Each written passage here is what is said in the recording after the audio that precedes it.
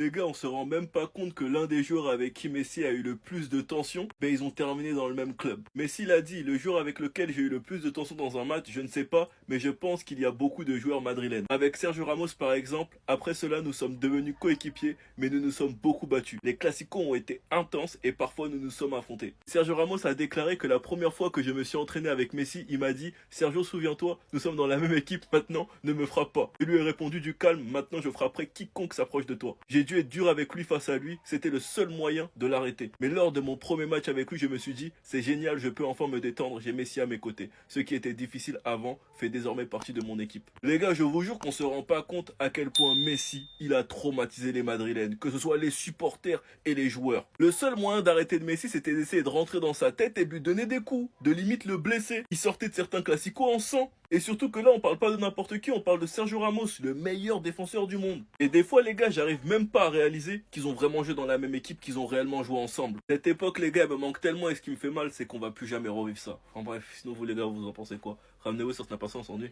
Comment répondre aux provocations sur un terrain de football? Sadio Mané nous montre la première réponse. Regardez, il se fait provoquer par Ederson.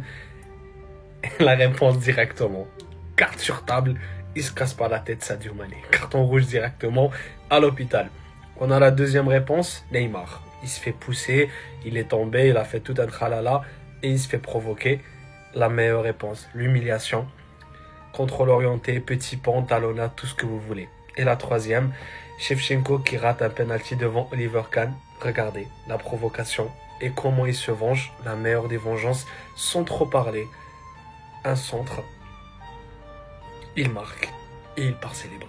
Donnez-moi pour vous la meilleure réponse aux provocations. Moi, pour moi, et ça n'engage que moi, la meilleure réponse, ce n'est pas Sadio Mané, ce n'est pas Shevchenko, c'est la réponse de Neymar. Quand on se venge avec l'humiliation, petit pan, humiliation, dribble, etc., pour moi, ça reste la meilleure vengeance. Donnez-moi dans les commentaires pour vous votre réponse.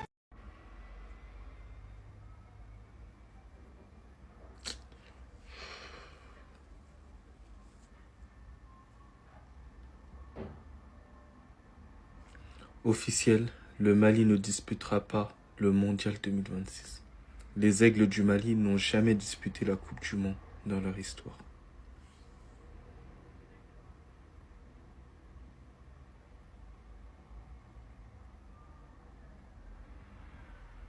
Malgré une victoire 2-0 face au Tchad, dans tous les cas tout le monde bat le Tchad.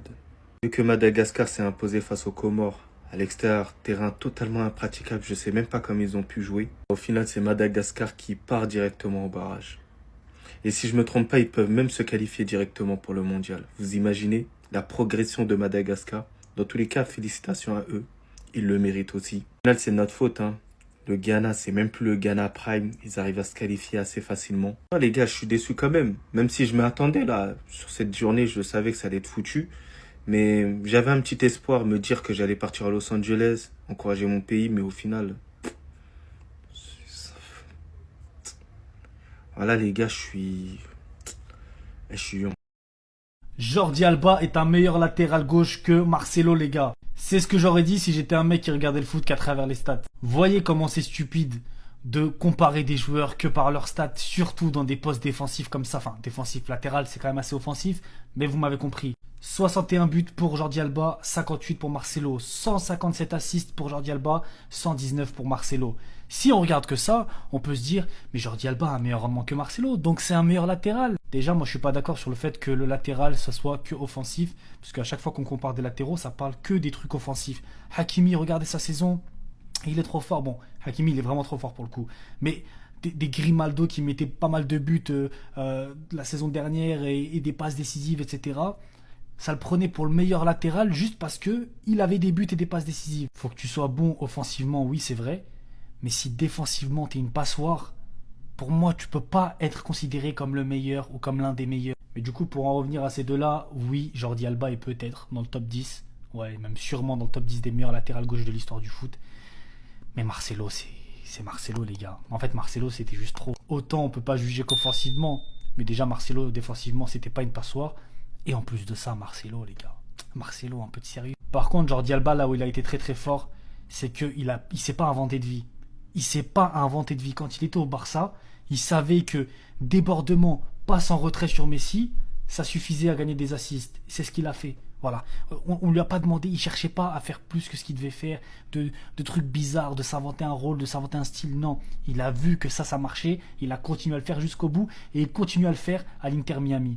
Flick serait contrarié du manque d'intensité de la part de Dani Olmo et planifierait une réunion individuelle avec certains joueurs. Attendez, bougez pas, je vous explique. Anti-Flick est contrarié par le manque d'engagement de Dani Olmo dans le pressing. Parce que les gars, on voit tous très bien que quand sur le terrain il y a Dani Olmo et Lewandowski, et en plus de ça, sans tes deux leaders, Rafinha et Lamine Yamal, au niveau du pressing, il y a un problème depuis que ces deux sont plus là. Et c'est pour ça que personnellement, sur certains aspects, je préfère Fermin Lopez, parce que sans ballon, il est beaucoup plus utile. Et surtout parce que c'est pas un joueur qui se cache, même s'il est pas forcément dans son match. Remplacer Araujo et Gerard Martin à la mi-temps contre Séville était un message disciplinaire. Flick tiendra des sessions individuelles avec les joueurs, y compris Araujo, pour faire face à la baisse de performance. Déjà pour commencer, il faut stabiliser la défense. Flick doit trouver deux joueurs qui seront au niveau et qui vont répondre présent, deux joueurs qui vont devenir des leaders. Parce qu'à chaque match, on change de défenseur. Et moi, ce que je répète et ce que je ne comprends pas, c'est pourquoi Christensen est autant peu utilisé. Après avoir réglé le problème au niveau des défenseurs centraux, il doit régler le problème au poste de numéro 10. Fermin revient de blessure après la trêve. Olmo, on espère qu'il va rien lui arriver durant cette trêve. Les deux là seront en concurrence et je ne sais pas comment Flick va se débrouiller. Mais on doit retrouver le Dani Olmo de l'Euro et on doit retrouver le Fermin Lopez des JO. En tout cas, du boulot, Flick, il en aura. Enfin bref, sinon vous les gars, vous en pensez quoi? Ramenez-vous sur Snap, on s'ennuie. Je vous montre les prochains maillots de la Coupe du Monde 2026. Il y a des bangers. Celui de l'Argentine, en fait, eux, ils veulent rien savoir. Ils envoient que des 10 sur 10. Le domicile est exceptionnel. Ça va le floquer direct Messi, je veux rien savoir. L'extérieur, c'est pareil. Alors, tu peux ne pas être fan des motifs, mais franchement, moi, je le trouve exceptionnel. L'Argentine en maillot, ça rigole vraiment pas. L'Allemagne, waouh, quel poulet! Le maillot domicile qui rappelle le maillot de l'Allemagne à l'ancienne rétro. Le seul inconvénient, c'est que ces maillots vont coûter super cher comme d'habitude. Regardez-moi les prix des maillots. Mais quand vous voyez qu'en une seule vidéo où tu parles des maillots de foot, tu peux réunir des sommes comme ça, eh bah dites-vous que vous pouvez faire absolument pareil et même sans montrer votre tête. En prenant par exemple une vidéo sur YouTube de maillots de foot que vous allez mettre sur remakeit.io, c'est une IA qui va formatiser votre vidéo en format TikTok. Vous avez juste à copier le lien ici. Vous pouvez même choisir vos options, par exemple l'heure, la minute, la seconde, si vous voulez des sous-titres ou pas. Une fois que vous avez fait tout ça, votre vidéo va sortir en format TikTok et vous aurez plus qu'à la sortir en bénéficiant de la monétisation TikTok. C'est une des plus belles photos de l'histoire du foot, je suis même pas ouvert au débat. Adidas qui présente le nouveau ballon de la Coupe du Monde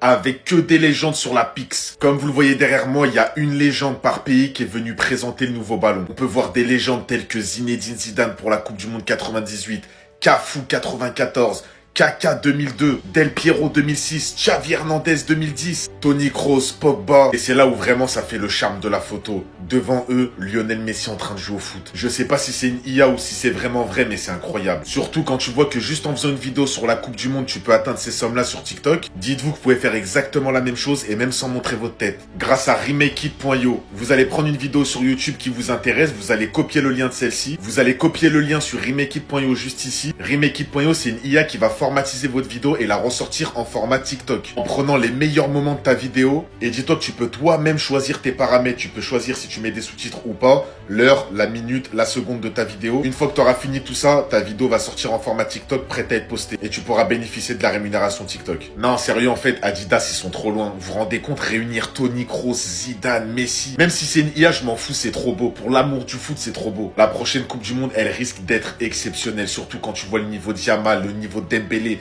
le niveau d'Mbappé, le niveau d'Harry Kane, le niveau de Bellingham, ça va être trop.